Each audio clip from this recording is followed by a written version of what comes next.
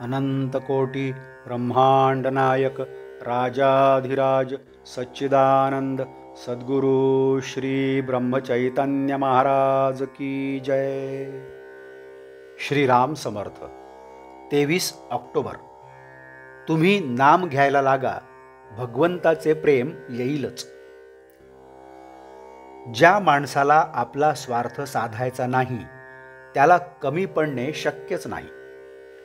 जिथे निस्वार्थीपणा आहे तिथे भगवंताला पुरवठा केलाच पाहिजे। आपण जगावर प्रेम केल्याशिवाय परत प्रेम मिळणार नाही। जो भगवंताच्या प्रेमात तल्लीन झाला त्याला बाकीच्या गोष्टींची आठवण राहत नाही। ज्याप्रमाणे मालक घरात आला की चोर पळालाच म्हणून समजा, त्याचप्रमाणे जो भगवंताच्या प्रेमात रमला तो खात्रीने सुखी बनला, कारण त्याची देहबुद्धी पळून जाते। म्हणून भगवंताला अशा प्रेमाने आळवावे की त्याच्या डोळ्यात पाणी यावे। आळवताना आपल्या डोळ्यात पाणी आले की भगवंताच्या डोळ्यात पाणी येते। भगवंताचे प्रेम लागायला सत्संगतीचा मार्ग अतिशय उत्तम आहे, यात शंकाच नाही। परंतु सत्संगती सर्वांनाच मिळेल असे काही निश्चयाने सांगता येणार नाही। दुसरा मार्ग विचाराचा आहे। नेहमी चांगले आणि पवित्र विचार मनात बाळगावेत।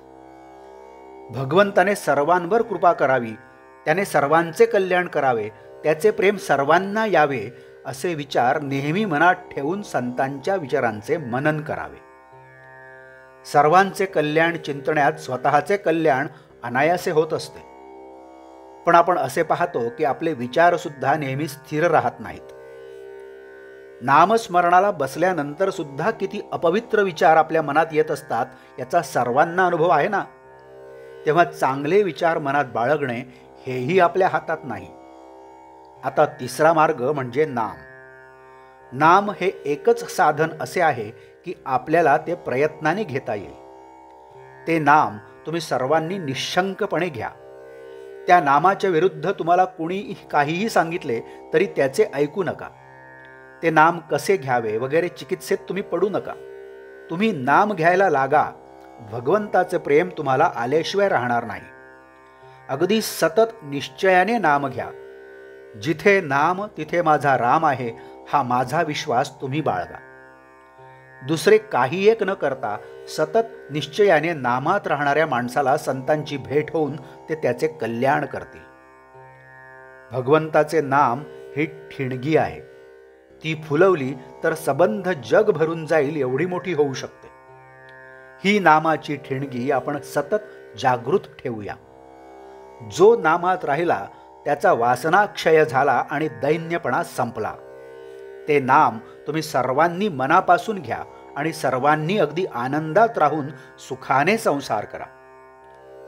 आजचे बोधवाक्य। विचार आणि नाम यांनी वासनेला खात्रीने जिंकता येईल, मग आपले कर्तेपण आपोआप मरून जाईल। जानकी जीवन स्मरण जय जय राम। नमस्कार। मराठी आणि हिंदीतून रोजची श्री महाराजांची प्रवचने आपण ऐकत आहातच, परंतु कृपया चॅनलला भेट द्या आणि प्लेलिस्ट बघा। मराठी अथवा हिंदी प्रवचने आपण आपल्या सुविधेप्रमाणे सुद्धा ऐकू शकता। मी परत एकदा आपणाला विनंती करतो की चॅनलला सबस्क्राईब करा, शेअर करा, लाईक करा, कमेंट्स द्या। धन्यवाद। जय जय श्रीराम।